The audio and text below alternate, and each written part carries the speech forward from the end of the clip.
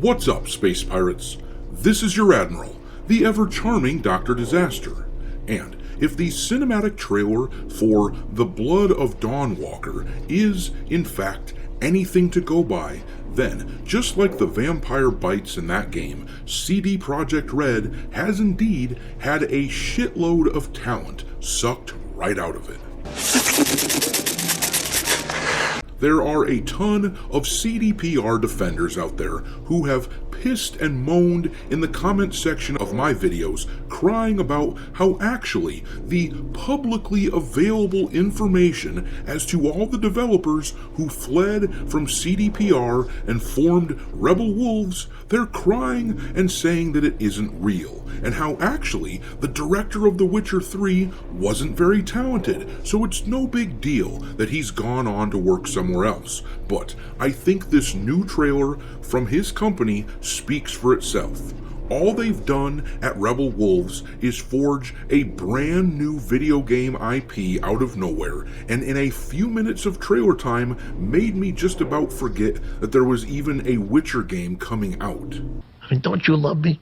Who the hell are you? It was a seriously excellent trailer that told us just enough about the game and its story to get me excited, but it left out just enough so that it all still remains a perfect mystery as to what's going on in the story. All the CD Projekt Red controversy aside, the people who made this trailer for The Blood of Dawnwalker are natural storytellers, no doubt about it, and the reception to the trailer makes it quite evident that I'm not the only one who thought so. The IGN release of the trailer has damn near 700,000 views in around half a day so far, which is pretty good for a brand new IP. But what seemed really strange to me about the trailer was the fact that the person who is seemingly the main character was a male, and he wasn't a bumbling idiot or an ugly fat guy or anything like that. He was just trying to do the right thing. My lord, is that legal? These days, you'd think that such a thing wasn't legal, but the reception was good because people like that stuff. Pretty much across the board, people loved this trailer. About the only negativity that you can find surrounding the game were, once again, all the jackass CDPR simps in the comment section who can't stand the idea that people would look at this game and think to themselves, geez, CD Projekt Red might have taken a hit when they lost the developers who made this studio. 'Tis but a scratch. A scratch? Your arm's off. No, it isn't. Well, what's that then? I've heard worse. You liar.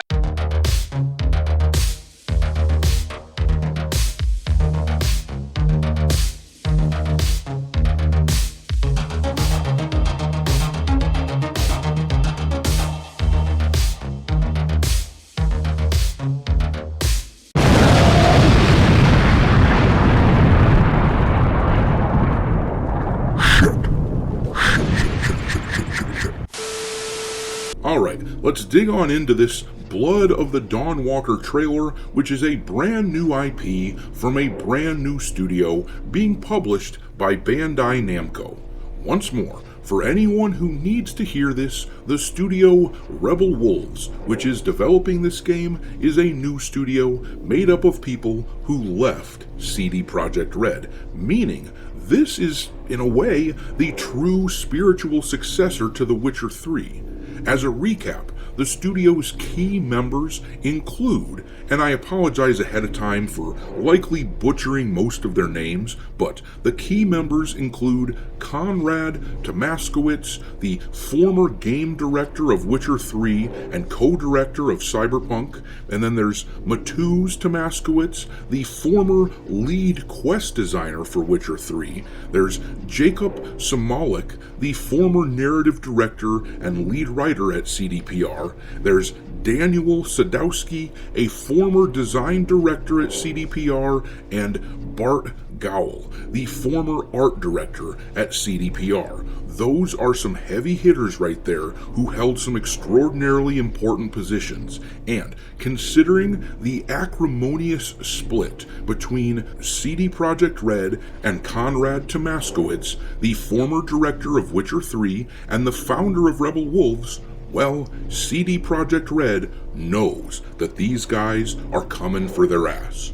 I mean, think about this. We've been discussing for the past week about how CDPR and their allies in the media have been pushing out the narrative that their new developers are super experienced because they were all made to work on one quest for The Witcher 3's DLC. And the CEO of CD Projekt Red, as I discussed yesterday, went on X and posted about how actually there are still about 100 developers working at the studio who worked on Witcher 3. Now, considering the timing, it is evident that CD Projekt Red were trying to get out ahead of this trailer for the Blood of Dawnwalker. Everybody knew the trailer was coming. It was announced weeks ago. So yeah, I think CD Projekt Red are well aware that the talent they lost is significant.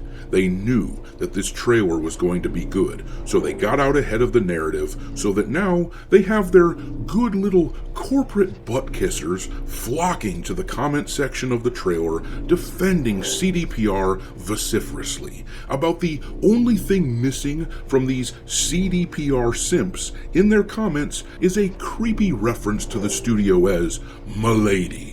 But anyhow, let's take a look at some of the comments in the IGN trailer, which has the most views of all the versions of this trailer. This guy here wrote, "The music, the art style, the serious undertone, all of these things made me feel the same emotions that I felt from the original Witcher 3 Monsters trailer or The Witcher 2's cinematic.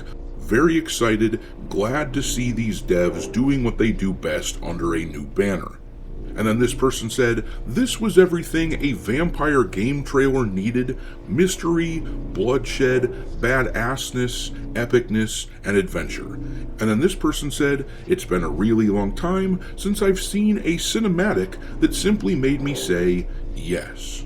We're really in need of more good vampire games. I expected Rebel Wolves to fill that Witcher-shaped hole in my heart. I did not expect them to also fill the Vampire the Masquerade-shaped hole too."